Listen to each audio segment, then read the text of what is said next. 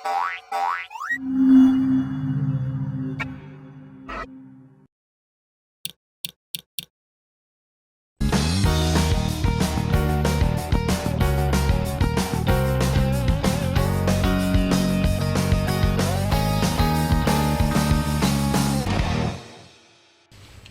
anak-anak, jumpa lagi dengan Bu Guru. Kita sudah sampai pada pelajaran 3.2 mengenai kamar dalam rumah. Nah, pasti kan di dalam rumah punya kamar-kamar. Kita pada pelajaran ini mau belajar dan supaya mengetahui lebih detail lagi mengenai kamar di dalam rumah. Nah, pada pelajaran ini anak-anak akan mengetahui kalau rumah dibangun dengan berbagai jumlah kamar. Ada yang 2, ada yang 3. Nah, kamar-kamar digunakan untuk berbagai macam tujuan. Tujuan apa saja kah itu? Nah, rumah perlu banyak jendela untuk membiarkan sinar matahari dapat masuk. Udara yang segar juga dapat masuk. Nah, kosakata yang baru yang terdapat dalam pelajaran ini, dilekatkan. Dilekatkan berarti gabungkan atau dihubungkan. Dilekatkan. Tersedia. Tersedia berarti yang dapat ditemukan. Kemudian nyaman, perasaan santai, pasti anak-anak sudah tahu. Menjamu. Nah, harus ingat ya, menjamu itu artinya apa? Melayani tamu. Jadi ketika ada tamu datang, kita persilakan masuk, kemudian kita beri minuman maupun makanan. Nah, itu disebut sebagai menjamu. Menjamu tamu. Berkumpul, berkumpul bersama-sama. Nah, anak-anak bisa lihat rumah-rumah yang ada di sini. Ternyata bentuk dan ukurannya berbeda-beda ya, sangat unik bukan? Nah, ada beberapa rumah yang memiliki banyak ruangan. Ada juga yang memiliki ruangan yang lebih sedikit. Ada rumah yang memiliki lebih dari satu lantai. Ada juga yang hanya memiliki satu lantai. Seperti pada bagian atau pada gambar di sini, anak-anak dapat melihat rumah ini hanya satu lantai. Nah, rumah ini 2 lantai atau yang biasa kita sebutkan dengan 2 tingkat.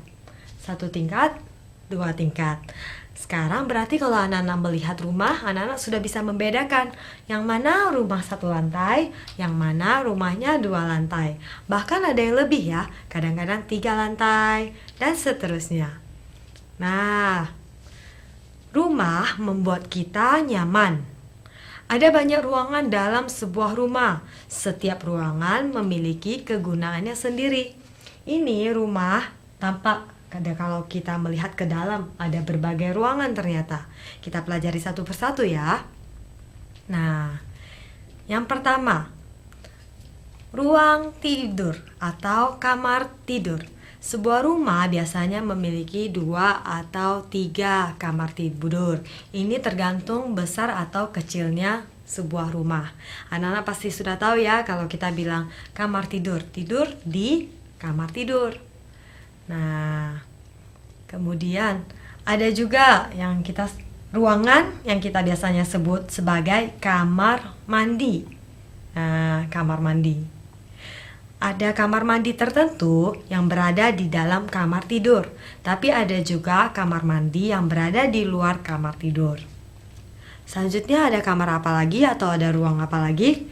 Ada ruang belajar. Nah, ruang belajar, ruang yang digunakan khusus untuk belajar. Nah, ada juga ruang tamu. Ruang tamu itu tempat di mana biasanya keluarga berkumpul, bisa menonton bersama, kemudian duduk ngobrol, berbincang-bincang bersama. Dan ketika ada tamu datang, kita biasa undang untuk duduk di ruang tamu. Nah, ada ruang apa lagi ya Bu Guru? Ternyata ada ruang makan, di mana kita biasanya berkumpul untuk makan bersama. Mau makan siang, makan malam, atau makan pagi, kita lakukan di ruang makan. Jadi anak-anak jangan salah ya, nggak boleh loh kalau bawa makanan makan di ruang tidur. Itu kebiasaan yang tidak baik. Kalau mau makan, harus makan di ruang makan. Nah, Ada juga dapur. Dapur tempat di mana makanan dimasak.